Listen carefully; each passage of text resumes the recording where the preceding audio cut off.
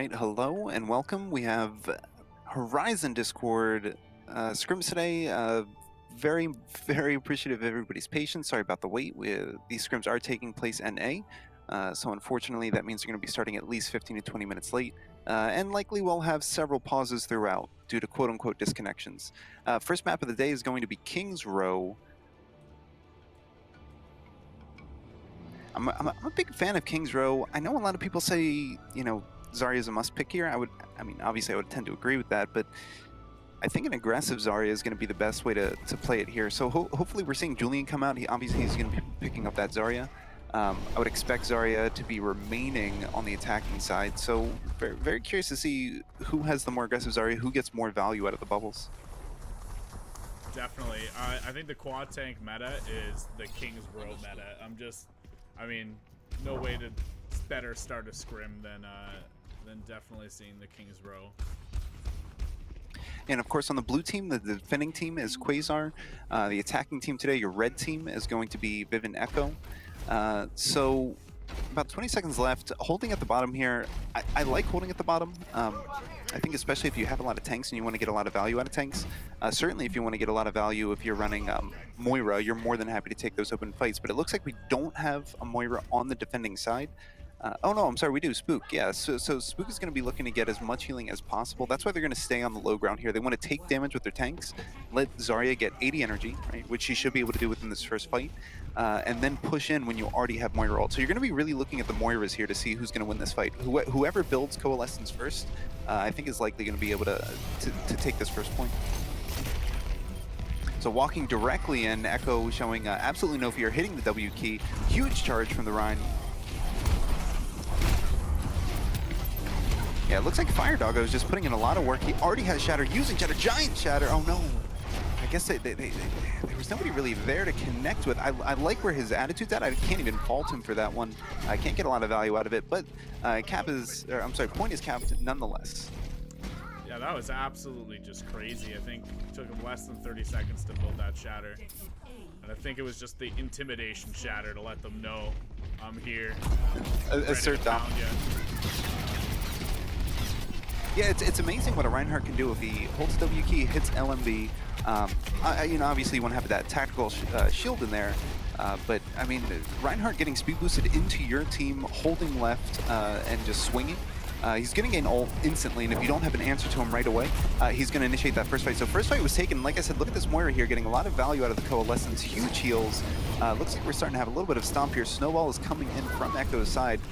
Really all Quasar can do right now is just try to regroup, maybe slow down the pace of this fight. They either need to slow down the pace, figure out what they're attempting to do, how they're going to win this next fight, or they need to blitz in and just overwhelm Echo, because if you can't stop the snowball here, you're unlikely to stop it once they cap point here.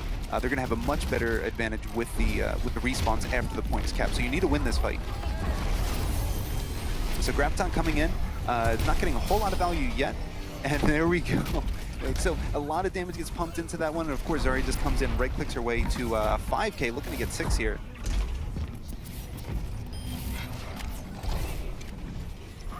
Yeah, easy stomp there. So this is when Quasar's going to be... I mean, they were caught flat-footed a little bit with that Graviton Surge. Not too much you can do about that. But now there's such an advantage coming in from Echo here. We've got Reinhardt Shatter. He's going for the flying Shatter. I think this is going to be huge here. But he can't get it in! Immediately Joey calls that. They knew he was in the corner. They knew he wanted that flying Shatter. Huge charge to potentially save his team, but now Coalescence coming in, getting at least 3 Ks. I think it's going to be a full team wipe here. I wanted that flank Shatter to work. I wanted Fire Doggo to hit 5 there, but real heads-up play there from Joey. I'm not sure if his team saw it first or if he was just making that smart decision on his own to check his corners. But had he not turned left there, there would have been no Coalescence required, right? That Reinhammer was going to get at least 3. So big heads-up play by Joey. Yeah, for sure. That flank Shatter can be a terrifying thing. It looks like he still ended up getting. I'm not sure. It was hard to see on his screen what he hit, but I think he hit the Rhine and maybe 1 or 2 others that just got a little screwed over by the cone hitbox. But Yeah, that's a good read. Unfortunately, the pin didn't work, and nothing else they could do. I'm thinking maybe the focus fire on Quasar is what's off here, because I'm not sure. When you read a play, that should be a big thing. Your Reinhardt is out of bounds in the wrong spot, and you're not blowing him up. There's got to be some sort of communication or focus fire problem, I think. And I think it's felt, certainly in the first fight, they were really caught off guard by the aggression of Echo. So what happened there is Echo pushes through Hotel, right? Pushes through left side from their perspective. They get behind the enemy team. Now, once that happens, I think that's where the breakdown of communication was. Quasar did not expect Echo to just walk right in. Maybe a little bit of panic set in. Maybe somebody, knew what they were doing, but maybe missed a couple shots. For me, it really looked like just the aggression that came out from Echo really caught Quasar off guard, and they just could not, for the entire rest of the game, they just could not establish themselves. Being on your heels the entire time, the enemy team always having an ultimate advantage over you, makes it very hard to actually stop that snowball. And unfortunately, having the Zarya involved as well with the Graviton Surge to cap the second point there, it was pretty much GG at that point. Yeah, their rotation of the ults really helped them there. When they never used the tank ults together, they always made sure they had follow up. All right, so we've got Nas on Junkrat trying to get some work in here. The Doomfist is coming in. I don't think that's going to work, especially if he gets trapped instantly. But he makes it out. His team's able to keep him alive. Reinhardt walking forward, providing that cover fire. Joey is trying to reestablish himself as the Reinhardt of dominance, but he can't because... I can't believe this. So Imperi should be dead right now. I'm actually mad at Echo for not being able to follow up on that. Reinhardt gets the charge in, gets the Doomfist down to about 75 HP, but nobody's there to follow up. And now look at all this work that Imperi is getting to do for free right here. He already has Meteor Strike. That's going to come in huge. I'd like to see him pop it right here. Super aggressive push. And he doesn't need to. He doesn't need to. It looks like Joey's just cleaning up, holding left mouse button. But we do have a flank tire coming in. Point gets capped, so the flank tire, unfortunately, is not going to get a lot of value. He may have just tried to let it die there so he could get out, but he's actually still pushing this corner. I'm not sure if I like this jump play. Yeah, so coordinated on the attack, and now they feel like they're panicking. That Whirl was really just a throwaway there. Yeah, and Imperi from Quasar on this Doomfist. I mean, I got to be honest with you, Dancer. When I first saw him pick Doomfist, I didn't want to say he was throwing, but I wasn't as confident with his choice as he was. Now, so many things went right for him, but I do have to give props where props are due. Imperi had a lot of survival skills. He would rocket punch his way in. Notice what he's doing right here. Rocket punch in, right? Do as much damage as you can, and then unfortunately feed. Now, what he should have done was use his uppercut or use his seismic slam ability to actually remove himself from the fight. So you initiate with Rocket Punch, see if you can get that cheeky kill, but if you can't, you've got to use your abilities for escape, and unfortunately didn't do it there and fed his brains out as a result. Yeah, I think he wanted to get the ult off, but the free flashbang ended there. Trying to get that block off, but he does get the counter pin, so we're looking to Joey here. Can he capitalize on that pin? Because that was huge. He was able to stop their push with the Reinhardt pin on the red side, and it looks like that actually did clutch it for him there. So again, another heads-up play by Joey. I feel like he's the less aggressive Rein, but it feels like he's making better decisions, right? So maybe playing safe and not, walking and swinging. Yeah, maybe he's not doing as much damage. He's not going to get golden damage, but so many heads-up play. He's just a very intelligent player. And it looks like the team is playing very defensively, too. It's normally a big problem if your Reinhardt's playing defensively and the rest of the team isn't, but they're all working well together, I think. Attempted a Space Jam there, so Space Jam was the Graviton Surge with, unfortunately, the Doomfist coming in on his Meteor Strike. Couldn't get a lot of value. Looks like Julian's just attempting to get some sort of clutch play in here. I think they knew they were on the defensive. Really, all they're trying to do is buy time on the cart, right? So now we see that they're retreating. It's a 3v6. There's no reason to take this fight. And I think all eyes, for me, all eyes are going to be on how this Lucio sound barrier is going to come in from Echo, because what's been happening to them so far is they keep getting, I mean, there's no other way to say it, they keep getting shot more than they're shooting, right? So the sound barrier is going to be really big by them. Those couple extra seconds that they might need to actually confirm a kill, get that first pick. And it looks like that first pick does come in. It's actually a huge pick. Tilter's going down on the Roadhog, so they don't have that presence there. There's no way they can actually push this. So a little bit of breathing room, getting some ult charge. This Doomfist has been so patient. He's waiting that flank for a minute.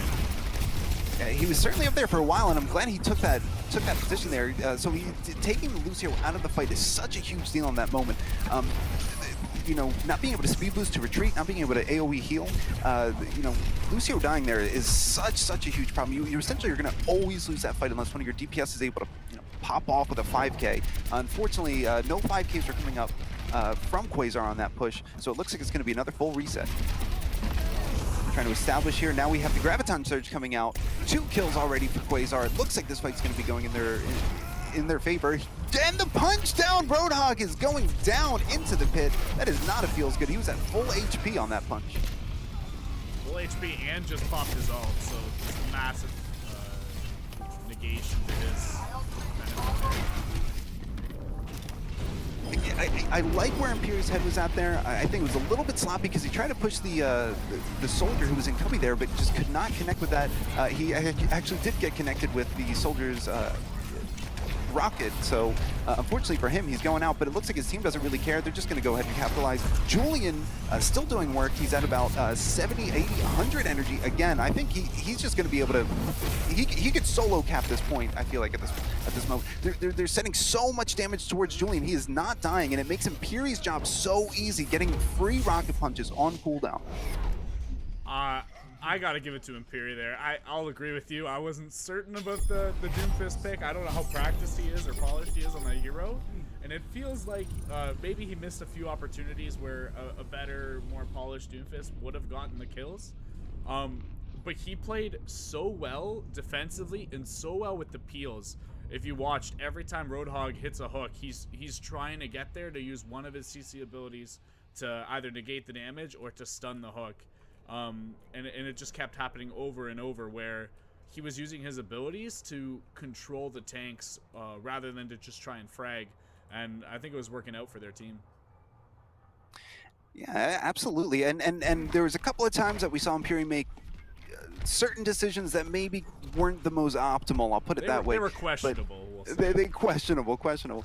But more often than not, just more heads-up plays coming in from Quasar. So when we first saw Echo actually pushing in on the attack, as you can see, they have a great time left, right? 5 minutes and 16 seconds. They essentially did it in one of the shortest times possible, right? There was very little that Quasar was able to do on the defense. But Quasar, maybe they had some good talk in the locker room there. They came out with a very, very strong performance of their own. So now I'm curious to see, you know, Imperi's off the Doomfist, he's on to the Genji. Is he going to play the same type of aggressive play that he had with the Doomfist? Is he going to slow down with his team? I mean, they do have a dive comp here, so I'd love to see some aggression. Yeah, dive isn't seen very often on King's Row, so I'm really looking forward to this. Looks like they're going to be going right side. Here's what I don't like about this play. Now, this might work out, but they're taking a whole lot of time to actually get into this position. Whereas when you're dive, you just want to find the enemy and walk into them, right? You want to dive their backline instantly. Taking all that time going on the right flank is cute, but unfortunately here it gives the defending team so much time to respond to that. As you can see, Junkrat was just for free shooting, fragging down that very small corridor. Yeah, I think their goal there was typically in King's Row, the reason dive isn't run is because it takes the tanks 2 shift abilities to get to anywhere useful. So the idea was if we walk over here slowly and safely, we can jump with only 1 shift. But their Junkrat peeled and played it properly. Imperi gets a little bit unlucky there. I want to call it unlucky. He dashed in and tried to kill the Junkrat, which I do appreciate. The whole team was diving in, but he did not take a moment to stop and see if there's a trap. He does get trapped. Junkrat gets the free kill, pops his ult. Joey goes down. Again, another failed push. Coming from the same angle, they did a little bit faster this time, but they immediately dove top right. If you know Junkrat is in the clock tower, I'm not sure why you would ever walk to the clock tower in your life. There's essentially the smallest of hallways, whether you go left or go right. So Junkrat gets free kills, at the very least free damage, and forces you to back off when you invested so much to get to that point. A little bit more calm. I kind of like what they're trying to do here from Quasar. Now they're taking a page out of the the Echo book and going through Hotel. Let's see if it can pay off for him. They're still up. It's about even. Both sides have one healer down. I think Nous is really looking to get a massive hammer here. He's currently getting baited in by Quasar's spook on the Moira. Unfortunately, though, for Moira, the rest of the team, the rest of Echo was able to capitalize. So although maybe the Reinhardt was out of position, it could be that him pushing that Moira coalescence back was enough to actually fight off that, that push from Quasar's side. Yeah, the bigger benefit of Moira ult is the healing, not the damage. So if you can trade your Reinhardt just to negate all the healing that ult's gonna do, I think that's worth it. And another huge thing to keep in mind, there's actually 2 support ults coming in from Echo's side. So the Quasar coalescence was actually wasted in the last fight, and now we can see what the power of using your coalescence in a group of people can actually do for you. Kept everybody up, provided that damage, taking down the last threat, which was Julian on that D.Va. So it's going to be a full hold for Echo on this point. I don't know why the call wasn't made to switch off the dive there. I don't like the dive on King's Row. Like I said, it's not played often, and I think we just saw why it's not played often. It's just very hard to be effective. You have these long sight lines where if you're running the junk, you can just trash every single entrance. If you're running any form of hit scan or any form of spam, it's just massive disadvantage to anyone. And we saw, even as they finally made the call to go through Hotel, I think it was Imperi on the Genji who just got discorded and hit by a random Junkrat spam and killed before the call even was made to go anywhere. So it's just so hard to do anything. Maybe a little bit more HP would have assisted there, just some more tanks to soak it up. Because what I noticed is exactly what you were saying. If you're attacking King's Row Point A here, right? You're attacking King's Row Point A and you're running dive. That means that you have to use your movement ability to initiate the fight. The problem with that is your Monkey, your D.Va, they're shifting in. Their movement abilities are now on cooldown, where the enemy tanks defending the point have all of their abilities available. So you're immediately putting yourself at a disadvantage. It's a little bit better to kind of slow crawl in there or get incremental advantage as you walk in, especially with the Zarya. You can get 80 energy on your very first push. Let's see what Echo's thinking about doing here. So immediately does not get baited in by that trap. A little bit of poor trap placement, kind of obvious, but Tilter's actually going to be on the Reaper here. I'm very curious to see what he does here. Looks like he was expecting a Reinhardt to be coming in, and he was absolutely right. I mean, Nous has been on Reinhardt this entire time, so Reaper's going to be doing a lot of damage. Yeah, cleanup duty here. Reaper has stayed alive this entire time, keeping himself healed up with, of course, his passive ability, the regenerative ability. The more damage he does, the more he actually heals for himself. So when you have a Reinhardt walking in face first, when you have you catch that Roadhog by surprise, look, just walking in, farming HP for himself, and pushing back on his own 2 of the tanks from Echo's side. So they're going to have to figure out some way to deal with this Reaper. Yeah, and not only do they have the passive heals, they got the Lucio and Moira always grouped up with the Reaper, so I think it's going to be a force to be reckoned with here. Alright, Hanzo Dragon coming in, more of a zoning ult, as we would call it. A couple of kills coming in, a little bit even, but it does look like Quasar has the advantage here. And with that beat, that's certainly going to secure this push here. Even without those exit kills, there was no way that Echo would be able to get any value there. Just walking in, trying to get a little bit of damage, and of course smartly retreating before the too much of the enemy actually respawns on you. I don't know how I feel about both the supports popping out there though, because I think Lucio is so good for finishing up and cleaning up a fight. I think you make the call that Lucio is gonna drop the beat, and then that's it. You show the straight and you use nothing else. I certainly would agree with that, especially when they only need one team fight to actually win. All you're doing right now from Quasar is you're playing for the draw, right? So you want a little bit of a slowdown game so you can just constantly be building that ult economy up. Now, what I really like from the Reaper there, from Tilter on the Reaper, he knew his team didn't have any support ultimates, so he said, we have to win this fight right now, drops down with the Death Blossom, secures that push, at least stopping that push here, but it looks like we're getting a very aggressive attack right away coming in from Echo.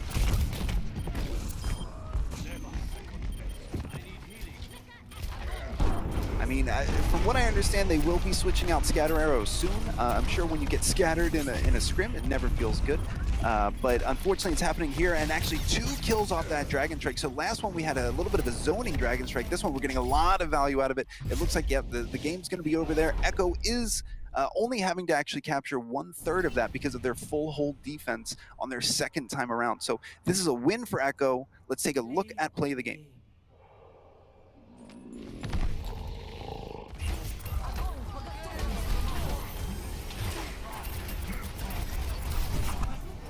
Okay, so that's where all that damage came from. Notice how Vice was very low on that one too. Huge play by Vice there, able to get all that whole hog damage, which that's actually one of my favorite combos that I feel like we lost touch after the tank meta, somewhere around Season 4.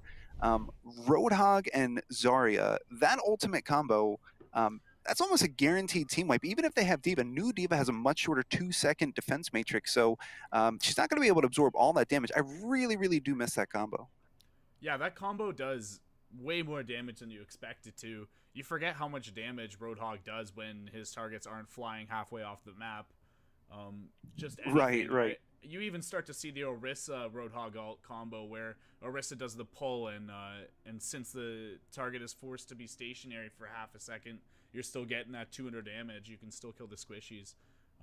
Yeah, the Roadhog ult does so much damage. It's just that CC ability of pushing everyone away typically steals your kills from you.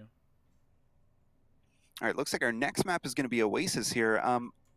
I'm actually a huge fan of Oasis. I'm a huge fan of a lot of King of the Hill maps, mainly just because it does really force the issue, right? You know, you don't really have a lot of time to think. There's not as much room on the map, so it really, really lends itself to a lot of aggression here. I want to see people walk in and win these fights. Even if you're on the defense, even if you've capitalized on the point, you've capped the point, you're getting that percentage tick. I really want to see aggressive fights here. It feels like every single time I see somebody lose on King of the Hill, they basically go Torbjorn, essentially, right? They cap the point and then they hunker down. Now, that may work if you're getting some, maybe like a Widow who's picking people as they walk in, but if you don't have that, standing still in this game will 100% get you killed each and every time. So this is going to be a fight of aggression. Who's going to be more aggressive on Oasis? Who's going to be walking in more to confirm those first kills? Oh, 100%, yeah. Typically people that lose the point easy or anything like that on King of the Hill are the people who don't want to ult first. And the rule is, I mean, if you got a combo and you're the first one to pull it off, you're gonna win. I mean, the name of the game is press W and press Q. And especially on a map, on a game mode like King of the Hill, the first fight is such a huge deal, right? You know, if you're trying to assault, you know, an escort map like Eichenwald, and your first fight misses, well, yeah, it does suck because the enemy got more ult charge than you did, but you can regroup, come back with another fight. I feel like on King of the Hill, losing that first fight puts you at such an enormous ult advantage that it's so hard for you to feel confident walking in. Now, a lot of times you will see, you know, it feels like every time you get to 99% overtime, that's when the enemy decides to actually, you know, capitalize. But I think that's mostly because that's when people start to get a little bit more aggressive. They know they have to win right away. So unless the DPS is popping off here, I think the first fight is going to be very indicative of who's actually going to be taking the victory here.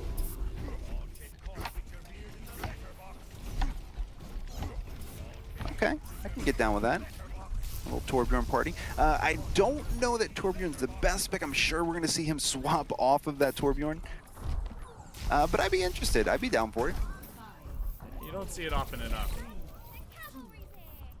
All right, much more of a normie pick here. We have the Tracer coming out. Tracer can do a lot of damage when it comes to King of the Hill.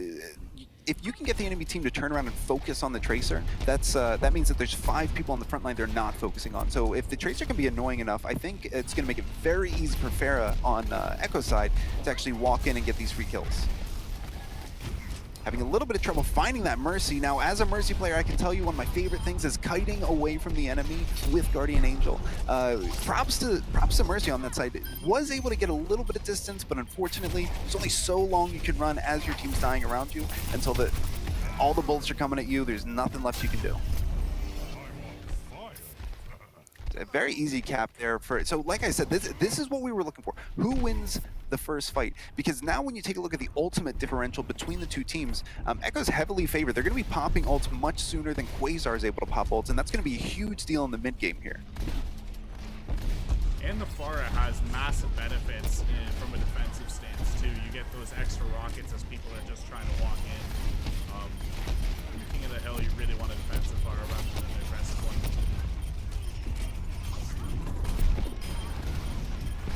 And I like just the spam fire that Fire Doggo is putting down. Just making it so people think twice about walking in. Tilter is going to be able to get a couple kills of his own, getting a 2K. Mercy goes down. I think this is going to be huge in the way of Quasar. Like I said, once you lose that first fight, whose DPS is going to pop off? It was Tilter in that situation on the Genji. Now has his blade ready to initiate for next fight.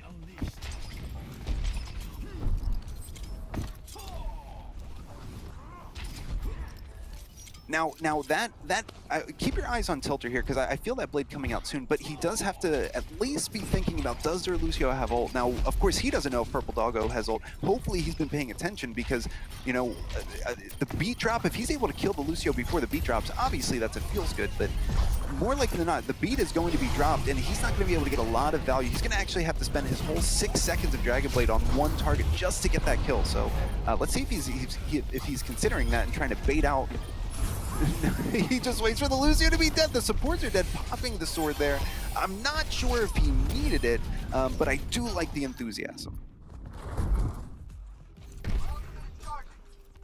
Looks like the Pharah is still doing work. Is she going to try to capitalize on her own with a huge pick on the Mercy? Now that's actually a bigger deal than it seems. Even though Echo just lost that fight, Mercy is still responding. If they can get a very fast fight, even if you have to bring in just 5, a 5v5 where the enemy team doesn't have a Mercy is actually a huge deal. So let's see how fast that they can move.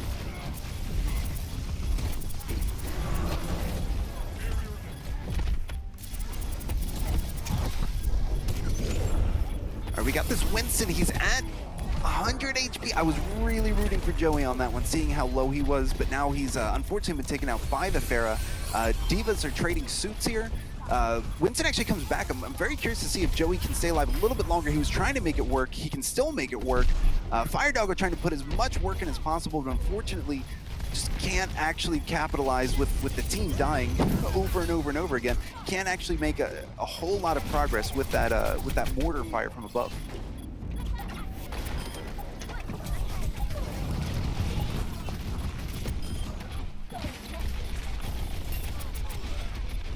And now it's just clean up duty for Quasar here. Yeah, Tracer's definitely giving it her best shot. Yeah, and it looks like Julian was almost DMAC, which actually would have been a huge deal there, but unfortunately, as aggressive as that Tracer was using Pulse Bomb on the Diva suit, very confident play, I should say. I'd be a little bit scared of, you know, wasting potentially on the Diva suit, maybe not even getting the kill, or the Diva might actually eat my bomb. But again, appreciate the attempt, but unfortunately nobody was there to follow up. Quasar easily holds this point.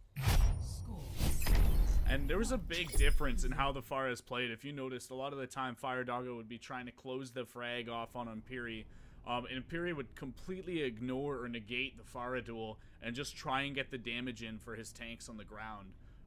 So just very different target calling there. We saw Fire Doggo going for the Mercy or going for the Pharah, trying to get the 2-hit.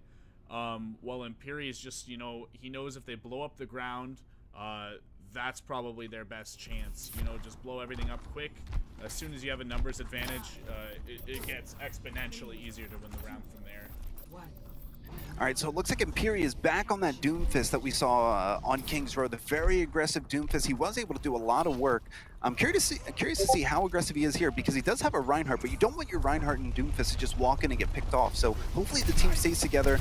Monkey's coming in, was not expecting this Doomfist, goes down instantly. A lot of damage coming in from Tilter as well, gets the confirmation for the kill. And here again, we're a little bit of a whiff there. We'll call that one a bug. Now we're seeing again the power of winning first fight. And wisely jumping off of Zenyatta, of course dying there to not give ult charge to the enemy team since he knows the fight is lost. Quasar is going to get the first cap on the point. Now, on the last point that we actually saw, Echo was able to get the first cap on the point, but they did let it slip through their fingers. I believe it was Tilter who popped off on that Genji. So now we're going to see, you know, Quasar getting the capitalization on first point here. Are they able to hold it, or are we going to see a swing play like we saw last time?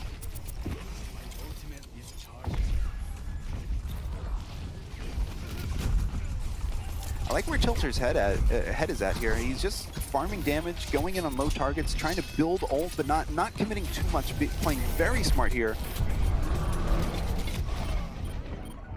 First pick coming in from Echo. This might be the beginning of the end of this point capped. And it looks like, yeah, 100%. It's just cleanup duty at this point. I'm not really sure what happened there. It felt like they were really spread out. Dancer, what did you see? I think the Sombra got the hack off on Joey, and then from there, having no shield, they weren't used to, you know, being ready to just hide. And so all of them were out in the open. A lot of them are just hiding for the first cover they see, which is a corner, which is why you got that effect of their entire team looking split, because they all just look for the fastest cover they could find. And that's one of the craziest things about Sombra. She can actually farm her EMP so fast that it feels like she just almost has it on a 30-second cooldown as a regular ability. So we're gonna be seeing a lot of Sombra play. Now, here's what Quasar needs to be looking for. How do we get one-shot picks? Not how do we do damage, right? Because you don't want to... The health pack still will give that Sombra ult at this point in time. That will be patched out, but it is not patched out yet. So how do we get instant kills and not just feed them constant EMP charge? I think they got to go for trying to get maybe Imperia off the Doomfist here, because like I said, he's been using his abilities a lot more as a CC hold back the tanks kind of thing, which just means he's not getting the instant pick kills that we want to see. He's going to be giving those tanks half damage. They're going to jump, grab a health pack, and he's going to be feeding the Sombra. Yeah, that's absolutely the last thing that you want to do here. I do like where Imperi's coming from. He wants to get those picks, and unfortunately gets picked himself. So exactly like Dancer said, although Doomfist does have the Rocket Punch ability to kill, this version of Doomfist that we're seeing coming out from Quasar, it's a much more CC. He's had Meteor Strike, it feels like, for a minute. I want to see him just either uppercut in and rocket punch somebody out of the sky, or pop his Meteor Strike. Something has to happen. It looks like they're going to be going for the Space Jam play, so hopefully he doesn't die instantly here. Does have to pop his ult. Graviton comes in. All right, getting him not that much value, unfortunately. It looked good on first sight, but he was not able to get any real play off that Meteor Strike, and that's really what makes you wonder, you know, holding Meteor Strike for the entirety of that game, was it worth it? Or I'm sorry, the entirety of that fight and the fight before, was it worth it? Because getting even just one pick with one support pick with a DPS ultimate, that's good enough. You don't always have to wait for that combo, because sometimes, especially with the Doomfist, if anything gets in the way, even if it's just a bubble, you're not getting that kill. So I would have loved to see, you know, him have 2-3 Doomfist ults at this point. Yeah, for sure. And I think maybe the call was to make sure you're holding for the Space Jam. But I don't think you need it. I mean, you have Ryan, you have Zarya, you have Imperia's abilities on Doomfist without the Space Jam, where I think you can get the damage in off of Julian's grab without having to use Doomfist at all. So I think, yeah, you're right there, Arg. You're going to get more value off of having 2 ults, using it twice instead of holding for that long, and just, you know, trying to stop 2 fights early by picking off a free support or the McCree in the back who has no mobility and can't get away from it. And speaking of that McCree, I feel like we're going to see an EMP high noon combo. Keep your eye on what's going on over on the red side, over on Echo's side. EMP high noon can be huge. Can it get any value out of it? It looks like we do get 1 kill, and now we're going to get a snowball effect here. 3 down for Quasar's side. Now it's a 3v6. I don't know if they're going to be able to get any sort of traction here, and it looks like they're going to lose the point and potentially lose the match. I'm going to say with a guaranteed lose that match. I'm not sure if anybody can touch, even if Tilter pops his Genji Blade for the double dash, he's not going to be able to make it there in time. Objective failed for Quasar. We have a 1-to-1 match. And it's kind of funny because normally you see that the first team that caps the point first, typically they're the one that has the advantage. They have the ult economy. They kind of control the pace of the game. But in both of these cases, the team that has captured the point first has ended up losing. So I think the name of the game here is ult economy. Make sure you're using what you got when you got it, and keep track of what you're using to counteract your enemies. So, I mean, you can't hold on to your ults for 9 minutes like we saw there. We definitely need to see a bit more restraint and a bit more control. Well, what you really have to think of is even if you whiff, like let's say you just throw your ultimate out there and you whiff, you don't get any kills. If it was going to take you the same time to build too, it doesn't matter. Who cares if you miss that first one? If you don't use it at all, of course you're going to miss it. I like what Naus is doing here on the Winston, trying to bully that Genji out of the point range. Now he's on the tanks. He's not going to get a lot of value here. He's likely going to die, but he does get saved by his Ana, able to make it back up.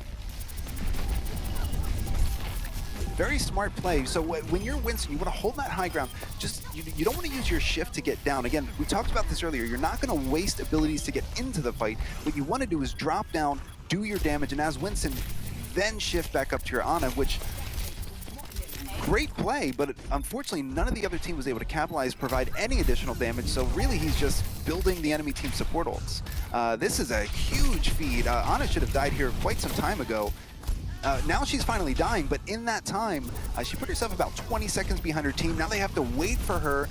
It's still a lot of feeding going on. Just this is a one-by-one kill. This is not what you want to see. Echo really needs to slow down here and just take a breath. How do we win this next fight? They have huge ult advantage over us, but what do we need to do to stop feeding our brains out? Yeah, we're just watching a big old game of manhunt right now where they're just slowly finding the members that were hidden behind lines. Yeah, the call should have been to die or get out, as I like to say. You know, Ana was right beside that cliff. You're not really going to build that much ult by sinking a few shots into the back of D.Va. Just jump off the cliff, regroup, let's get another team fight going.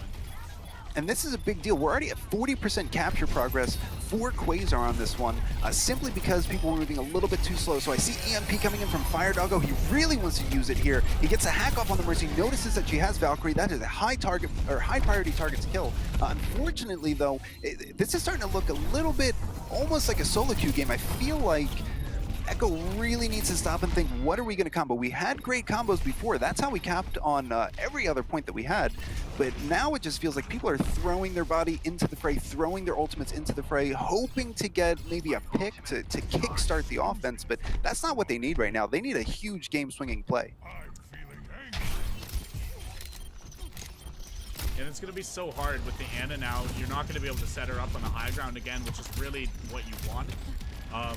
And it's such an easy target to dive here. You see right away from her perspective, 9 people jumping on her. She didn't have a chance.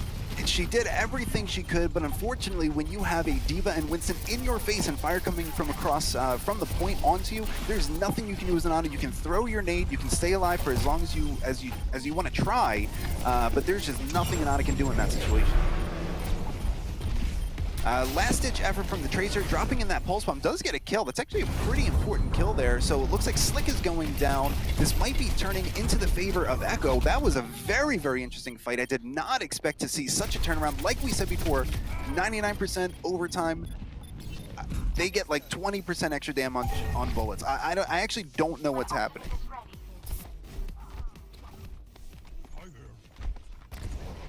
So I think the Mercy was killed early. She didn't get a chance to pop the Valk, and they jumped on that opportunity. The Lucio heals aren't enough for a sustained fight, I don't think. Now, I see we got 2 switches coming in from Echo. This is very interesting. So now they have the Zenyatta and the Soldier. Here's the problem.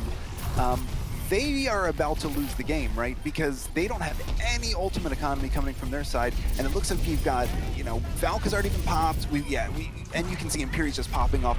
This is what happened. So it looked good. They were able to cap on that last one. Echo was able to cap, but unfortunately they had to invest so much of their ultimate economy into that fight that they had nothing left over for the remaining defense. And a lot of the ults that they invested was really just to try and make the cleanup faster. I think they won the fight pretty early previously, and they just got nervous with that overtime.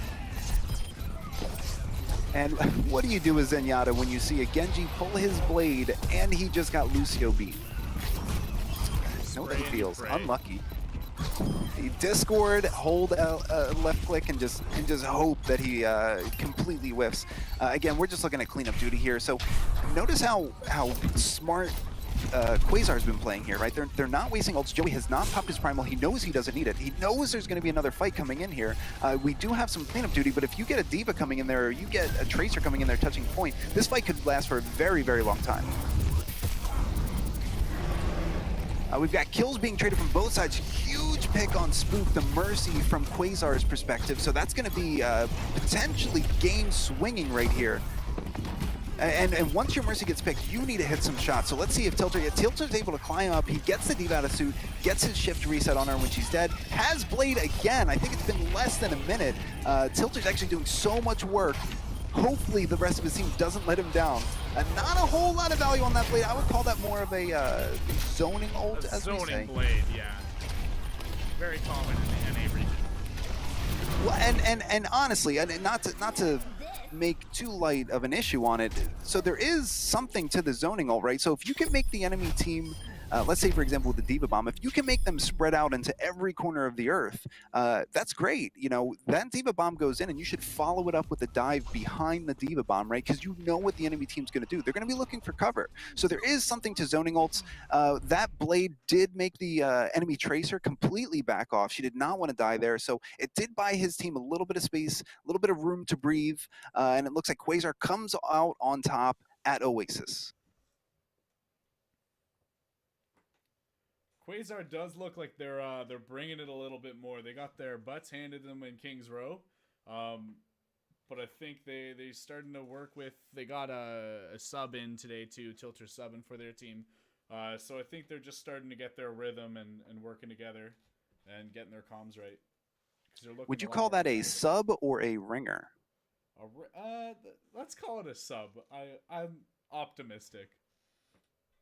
So it's not so much that we've been seeing, you know, Viven Echo playing necessarily bad. I mean, they are able to individually perform.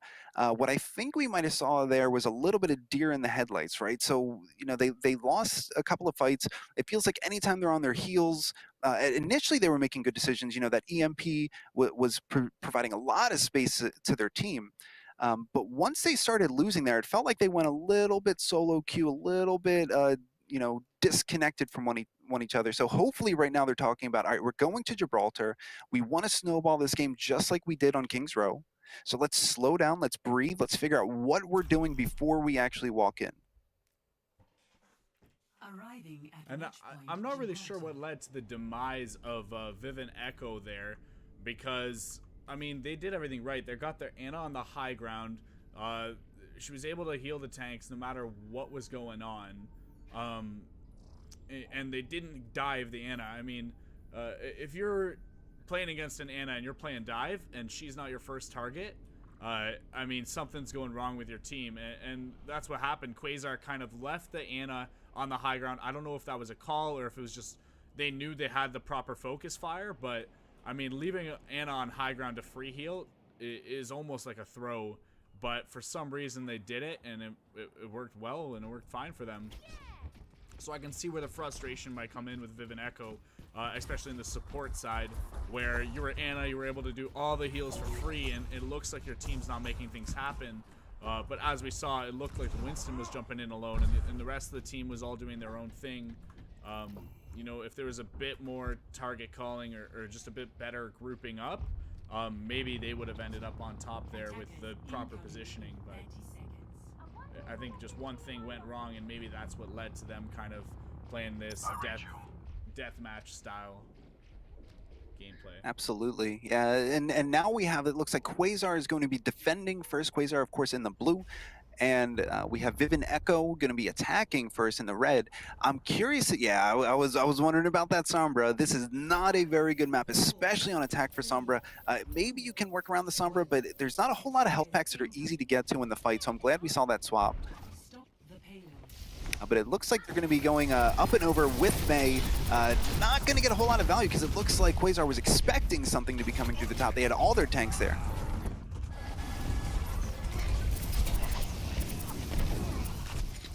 Now we saw something that we kind of see a lot. So the Mei helped them, you know, with Ice Wall get up to that upper portion. Let the attacking team let Echo get up to that upper portion, which was great. But then everybody forgot to hit W and they stood still. So if you're going to be running that, what you need to do is, even if you see tanks in your way, you need to walk into that enemy team, establish dominance, establish space. Otherwise, you're standing still waiting for the enemy team to shoot you out. But it looks like we are going to get a pick coming in from Fire Doggo. He's sticking with the Mei. A lot of people will just go Mei for that first initial attack to get that high ground advantage, but he's actually maintaining the Mei throughout here, probably looking to get some value out of the Blizzard since he's so close already. And there goes the Zenyatta Slick. So Slick going down in that fight, I mean, that just really assures that we're going to get a cap on point A here. Nobody's there to touch. Even if somebody is, there's no healing to maintain.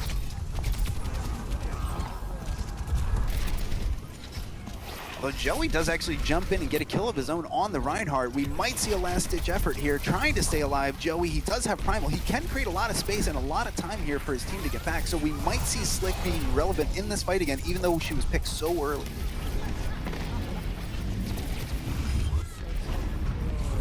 We've got kills coming in from both sides. It does look like we have a slight edge for Echo. Hopefully for them, this is just cleanup duty. Tilter on top, popping tac vibes, but he's got a diva in his face. Not able to get it done. He again, trying to make a play there. Appreciate where he's coming from, but man, when you see that diva holding right click flying at you as a soldier, that's got to be one of the worst feelings in Overwatch.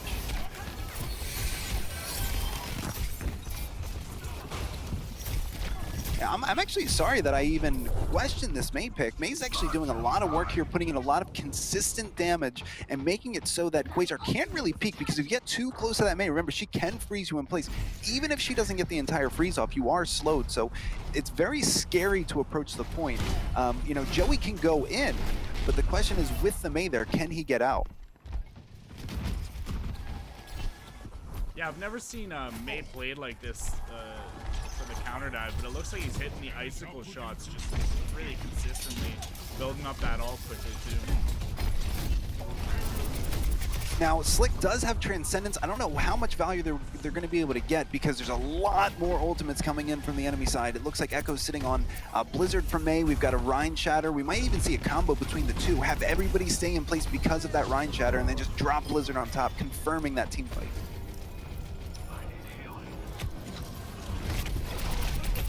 Now, Joey should be getting killed fairly often when he goes in, but he actually is able to stay alive. He gets the initial pick, but the rest of his team gets slashed down by the Genji. 3K coming in from too much water.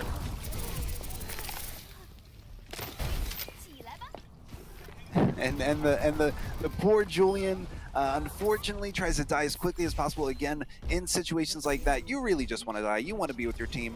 Enemy team knows that, so they're going to try to keep you alive, but you know, as fast as you can to respawn with your team, that's what you got to do, especially as Diva. You're not doing anything with that Bunny Blaster. And the time they bought by freezing that Diva and not killing her instantly actually forced Tilter and Slick to have to jump off the map. So, yeah, you're buying about 20 seconds with just one wall and a little bit of freezing there. And now here's what worries me about Quasar. Quasar has 5 ultimates available. What I don't want to see in this fight is 5 ultimates used. I want to see a very specific pattern. I want to see them using their ult economy so they have something available for the next fight and something building for the fight after that. We do have Transcendence coming out, keeping the rest of the team alive. Tilter's trying to do work. Transcendence getting charged by the Reinhardt. It's not going to do a lot of damage when Zenyatta's invulnerable like that. I don't know if we necessarily needed 3 ultimates, because Valk was popped by Spook on Quasar's side. So now Quasar has no defensive ultimates, and they're in a defensive position. Now, the hope is that somebody like Tilter, given that he has his Dragon Blade coming up, is able to get a team wipe on the enemy team, making it completely irrelevant what they're doing. If he gets a kill, then he gives his supports a chance to get their ultimates back. But of course, coming in from Echo's side, what they really need to do is capitalize on this moment in time where Zenyatta does not have trans.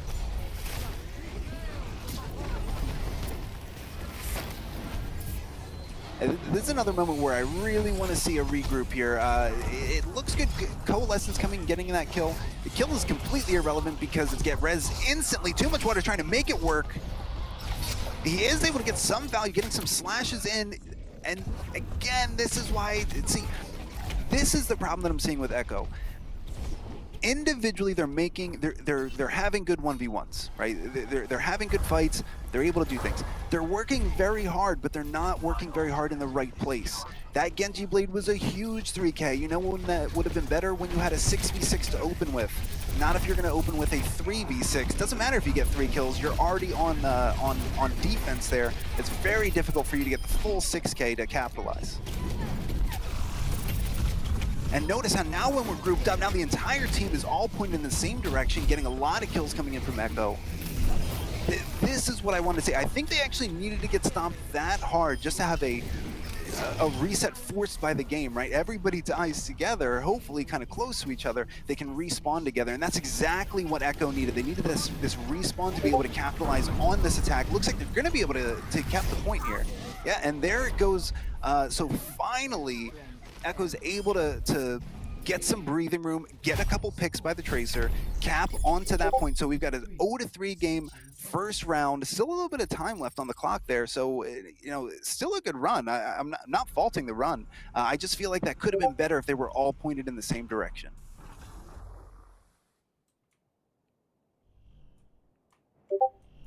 Yeah, imagine how much faster that last fight would be if they had the blade and they had that damage instantly, because you know both supports just popped their ults, and the other DPS had popped his ult as well. So you know this is gonna be a very, very easy fight. You know Blade 100% is gonna get some value, whether it's high value or low. So why not just save it for the team fight and have that extra damage, have that extra value at the same time? Just agreeing with what you said, Aragon. You know, that the Genji Blade doing a lot of work, but not doing it at the right time or at the right place. You know, if you do a lot of work and you do it together, that's a good team. Well, and that's the great thing. Once you get everybody shooting the same target, a lot of times you don't even necessarily need to use any ultimates, right? You can use those at your leisure, at your discretion, because you have the enemy team on their heels, right? Because you have that constant focus fire. So it looks like we see Fire Doggo staying on this Mei. I like what Fire Doggo's bringing to this fight. Yeah, I'm surprised to see the Mei. I mean, I don't think the buff, maybe I missed the patch notes, but I don't think the buff has come through. I don't think it's here yet, but nobody tell Fire Doggo. He's going to be upset.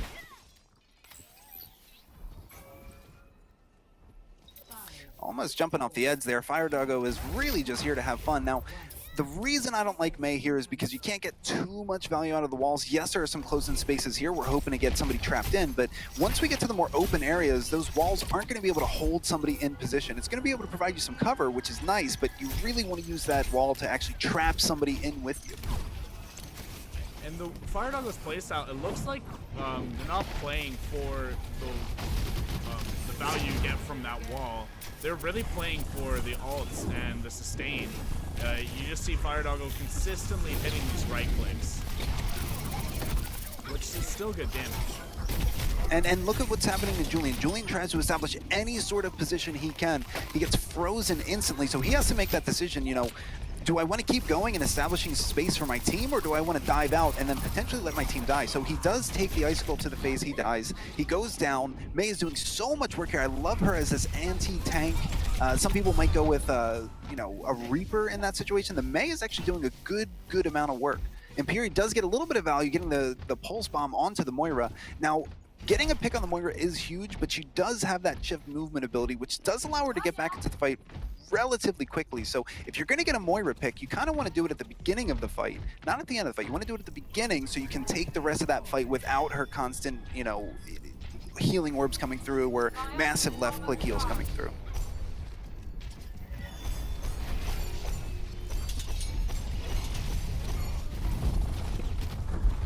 All right, so Joey is able to get the first pick on that soldier, but it looks like we're trading DPS for DPS because Impri goes down next, and Tilcher wants to win this fight right now, comes out with the blade. He is able to get some value. He made a very smart decision. Now, the Mei wall was there. He couldn't have gone through if he wanted to, but there was also an enemy Diva ultimate out there, so that was certainly a good attempt at the blade. He made a smart decision by not pushing the issue and potentially dying. Now we're seeing the Mei come back into relevancy here. Mei drops that Blizzard down, does get 2 supports with that 1 Blizzard. So exactly like you said before, Dancer, the Mei is such a huge deal because the ultimate that she offers, the area denial that she offers, and then of course the follow-up kills when people are frozen. It's so much work for you on defense to be able to force people either to die or to scatter out and not stay together. Yeah, you're seeing that split, and then the small remnants that they do have, you know, the Moira, the Soldier, the Diva, the DPS that they can get that can dive or somewhat move its damage, they're just picking up the singled out things. You know, May puts a wall, May freezes, and then they're coming in and trying to clean that up after. Not too sure about that movement from Spook there. Now, I understand what Spook wanted to do, saw that the Genji was in there, close to dying, so wanted to go in and save the buddy, but then Genji goes down and still attempts a shift into a D.Va soldier, and unfortunately by doing so also missed the Lucio beat coming in from her own team. So not only was that a little bit of questionable positioning, but unfortunately that Lucio beat was not able to save her in time. Mercy goes down first, and then it's just cleanup duty from there on out with Echo. And now, Too Much Water, the soldier on Echo's side, he's in a very good position. He's got high ground control. He's got his Zen protecting him. Or I'm sorry, he's protecting his Zen, but his Zen's also protecting him. He is a glass cannon. He can do a lot of work. He also has Tac Visor coming in here, and it looks like Quasar knew that and actually prioritized him to be the first kill. They did not want to deal with Tac Visor. Tilcher coming in, getting 2 kills. First the soldier, then the Zen. We got another Blizzard here. I don't know if it's going to do as much work, but the bomb is able to blow everybody up. I was a little bit worried about that bomb. Not sure if it was going to pick up any kills. It gets 2 kills, and that's a huge swing in the way for Echo here. I think they have this point. That was looking really strong for Quasar, especially I was very impressed when they dove on that soldier who had ultimate. They got 2 kills with the Genji, but just could not follow up. The Mei just stands there, unmovable object. That Mei does not let you walk through, does not let you get any back cap. She is there, and she did not die that entire fight. Yeah, I didn't know what to think when I saw the Mei pick, but I gotta say I'm pretty impressed. Like, every part of the mechanics there was there, you know, the skillful walls, both defensive and zoning. We saw the headshots, we saw the freezing of the tanks right after the mobility was gone. I mean, it was all there, and we can see she got the card for total time frozen because, I mean, that's what she was doing when they dove in.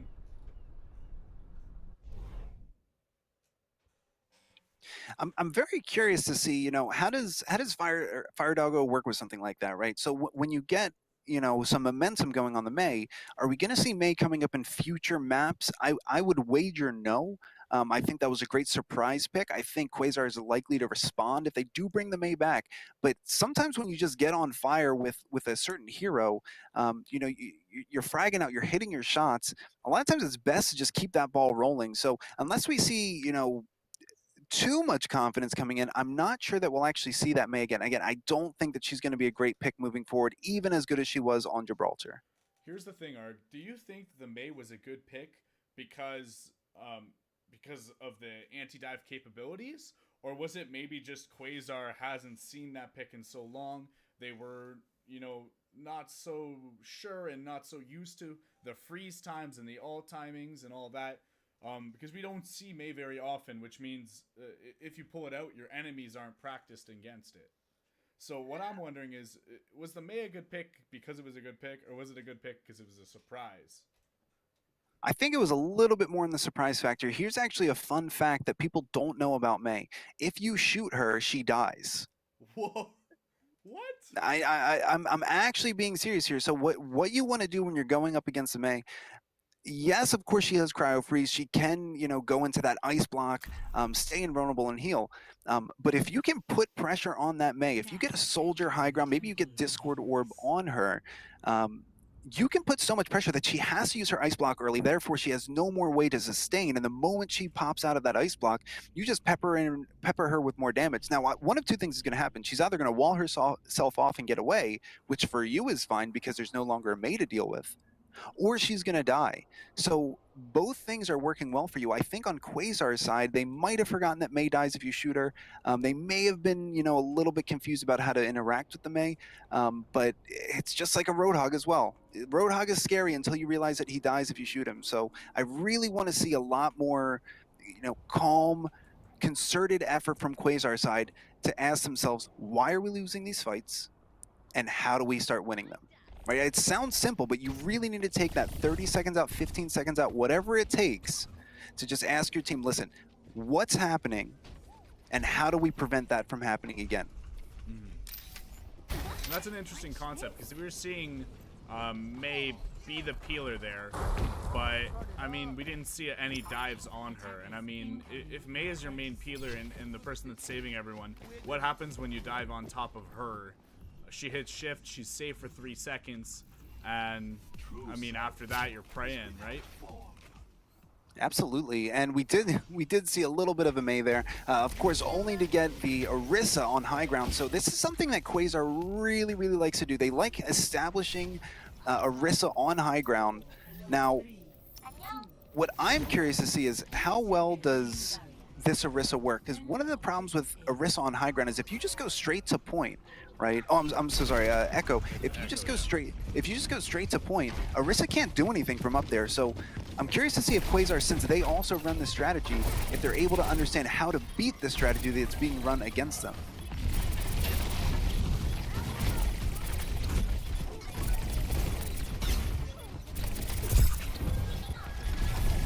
All right, so a little bit of pecking going back and forth. We do have Tracer going straight onto point, trying to clean up so that the Orisa can stay up, because again, when you have a team comp like this and you're going to be asking the Orisa to do work, you need her to stay alive. She's going to be one of your main tanks, so you need to try to keep her up. It doesn't really matter too much because Tracer's doing so much work here. Pulse Bomb coming in, getting the 2K, and of course, instantly capping that point there. Or I'm sorry, instantly defending the point there.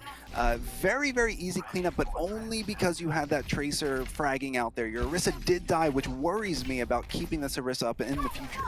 Yeah, the Tracer was the MVP there. Basically stalling out the point. They were long enough to probably get 2 or more than 2 ticks there. But the Tracer was just sitting there for as long as she could. And I think as soon as the call was made, the Tracer could no longer do that. The Orisa dropped down and didn't last more than 3 seconds. So it seems like the strategy was there, didn't really pan out at the end, so I'm very curious to see what's going to be happening from this top right position that Quasar has established, right? So they're at the Mega, they're on top, they're obviously looking to make something work here, but too much slow movement. They send in the Monkey. I don't know that Monkey's going to be able to do much on his own.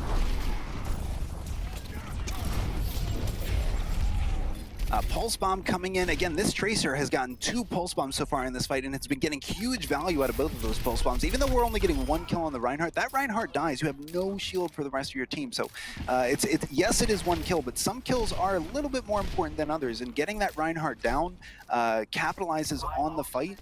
They can't push in, they can't make anything happen, so it's a full reset from Quasar. And I personally believe that Reinhardt's the center point of the quad tank.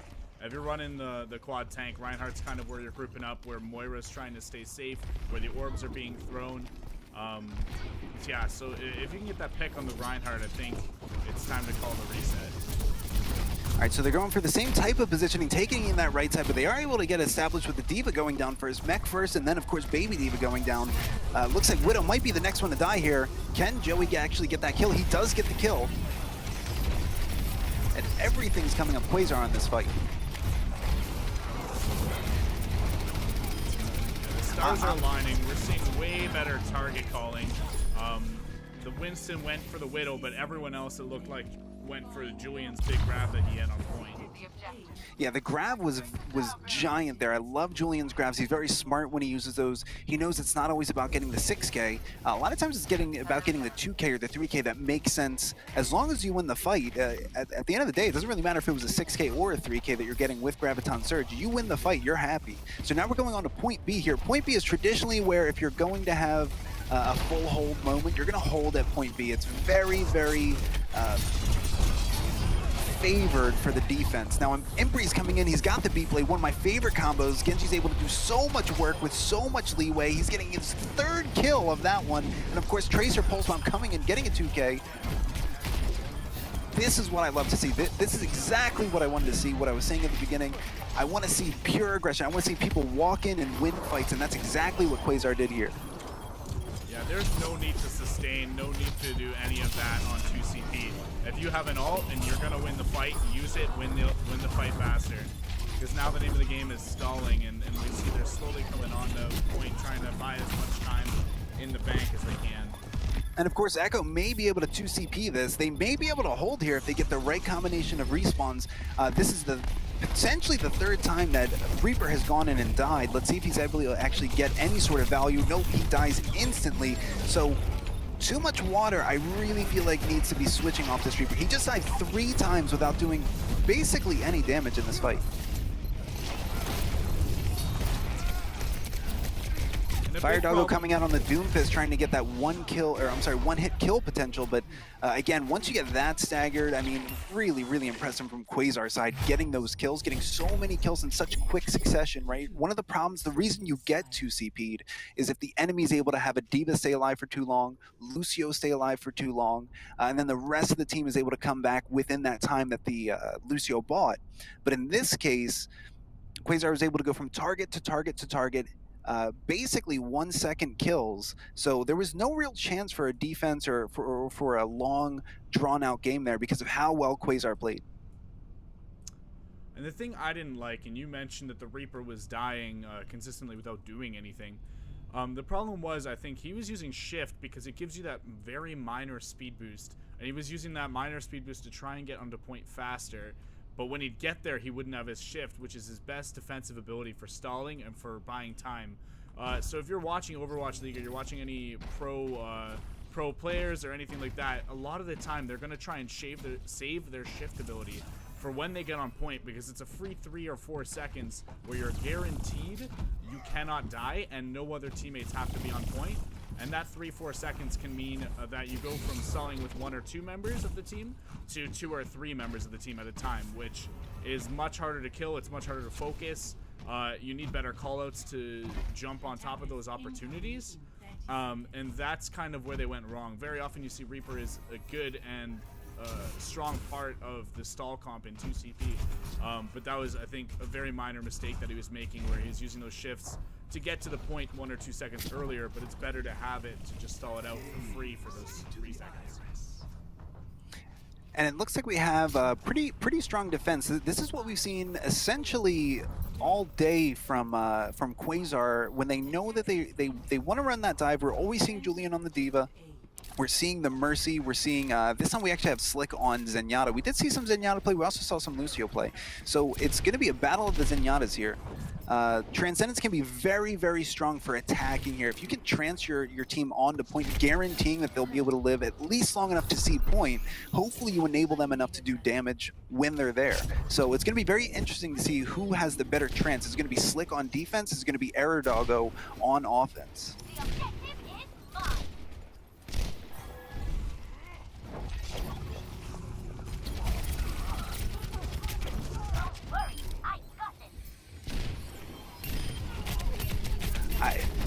There is a pillar right next to you, Mercy. There is a pillar right next to you for that res. No one can hide from light. Yeah, it looks like it's going to be Echo just, cleaning up on this point. Fire Dog is doing a lot of work on that Widow there. Obviously, getting the kill on Mercy was great. Everything was going in Echo's way on that point. So Tilter is now switched onto the Sombra. I want to tell you I want you to tell me what you think about that, Dancer. Do you think Tilter's going to get a lot of work done on Sombra, or do you think they're going to walk in too fast for Sombra to be relevant? No, it looks like with the Reinhardt, you're going to be walking in a little bit slower. He might have enough time to build the ult here, and since Quasar does love the dive, I mean, to have that health pack hacked is a pretty big deal. Well, Too Much Wonder not having any of that. Sombra dropping Pulse Bomb right at her feet. No movement abilities, unfortunately, for Sombra. Did not have Translocate ready, and even if she did, would have been a little bit tough to get that pixel perfect way to get away, right? If you throw Translocator and you're actually able to teleport, there is a moment during Sombra's translocating that she's actually able to go invulnerable, invincible for about a frame, so you can use that to get away from in a pinch. But at that moment, there was just too much going on. Didn't even have Translocator. So far we don't even have EMP coming in. If they're very fast coming in on attack here, they might be able to get in before EMP is built. I think there's no chance for that. We got the Monkey ult, and they still have the approach. They're not running a Lucio. I think the cards are stacked against them. Tilter's gonna get it here for free, I think. Just Still looking for a victim. He actually completely missed the entire enemy team who went left side, attacking from the left side, from dark side. So now they're at the place they wanted to get to, but what do they do once they're here? And not a lot of moves coming in from Echo here. Again, like I just mentioned, it's great that you got to the place you wanted to be, but your Reinhardt either needs to hit W and walk in, somebody needs to get a pick from behind the Reinhardt shield. If you're going to stand behind the Reinhardt shield, that's fine, but you better start getting some picks. Now, it looks like we might have it swinging a little bit in the way of Echo. They do get a couple of kills there. You know, Aerodoggo on the Zenyatta is able to get a kill. He does not have trance yet, but it does look like Slick has trance, so a couple of picks, not really doing too much. I really hope they don't go left side. What I would love to see is either just coming and blitzing in main, say, hey, we're here, what are you going to do about it? Maybe going in right side. Left side has not been working for them so far. I want to see the recall when Reinhardt dies, or the call to regroup, I guess.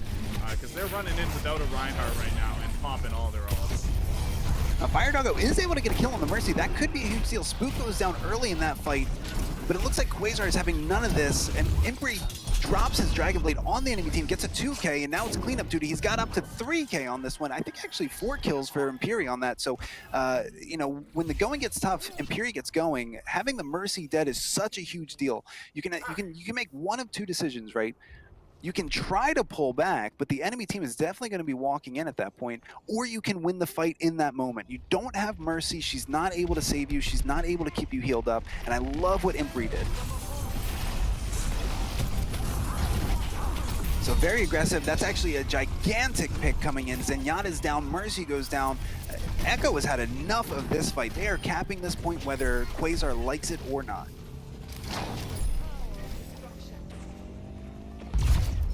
It didn't get a lot of value on that Reaper coming in on defense, but now we see a little bit of offensive. Reaper is able to capitalize. I think really what it was is Quasar might have been in the middle of resetting their positions. It didn't feel like that they were actually ready for Echo to come in like that, and Zenyatta dying immediately and Mercy dying soon after. It's a huge problem. You know, you don't have those heals, you don't have the defensive ults. There's no real way to stop that attack. So once your healers go down, especially on 2CP, if you can get those next kills very quickly, it's a guaranteed cap. Yeah, I feel like maybe the shot calling was a little bit off there, or something had gone wrong, because you saw them walk in. First of all, like I said, they were walking into a 5v6 into 2CP where you have about a 30 or 40 second respawn disadvantage, just absolutely massive. And for some reason, they still drew 3 ults out of Quasar when they were already down 5-6. And then for some reason, they started to counter ult and try and win that. They ended up losing that fight. It was the second last fight before they did win it. But I feel like the call should have been there. You know, let's just feed, let's get out, let's die. There's nowhere to jump off in Anubis, but there's definitely ways to get to the respawn. So although they did get it and they ended up with around the same time bank, I feel like a few better calls, and you're not changing anything mechanically, you're not changing anything team comp wise, just a few different calls, and you're getting massive value out of just those minor things. And really the end goal is to get to a point in which your entire team has that, you know, that hive mind mentality, right? And what really brings the team together is, you know, getting a pick on the supports, right? The moment everybody sees the support picks coming in on the top right, that's when the entire team knows, okay, hit W, let's walk in. And that's why you see, not just because the healers are dead, but you see such great coordination because everybody knows what to do. I feel like a lot of times if they're not seeing those obvious picks coming in on the top right, then you get this kind of, should I go in? I don't want to feed. Is the rest of my team with me? All this questioning causes them to stand still, and it doesn't give them that hive mind of everybody just, you know, instinctively knowing to make the same decision. Looks like we have a little bit of a, oh no. Looks like we've got a little bit of a salt fest going on. I think Viven Echo may have had 6 people DC all simultaneously. Let's put it that way. It's very rare, but I think I've seen it in lands before. It does happen. All right, so it looks like we might be able to get another team in here. We were scheduled to do this from about 8 to 10 o'clock. We did end a little bit of. I would be curious to see actually a little bit more fight coming out here. I didn't really get my closure on that last one, and I'm actually very curious to see why Viven Echo dropped out because I was thinking that we had some good fights there. There was a lot of back and forth. Yeah, for sure. I mean, Echo was bringing it. They made a few mistakes, but they definitely came with their A game. Uh, yeah, I'm not too certain what happened there, but we can make sure and double check it's not actually a DC or a connection thing, or maybe team leader left game with the group or anything like that. But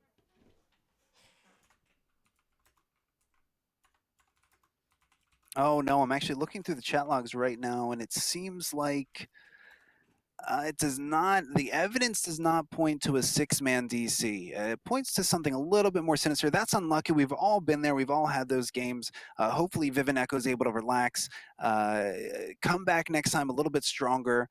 But of course, thank you so much, everybody, for tuning in. We very much appreciate the patience at the start of the match, the patience at the end of the match. NA Scrims are NA. Again, for Dancer and for myself, Argoner, thank you so much for everybody watching, and we will see you on Tuesday.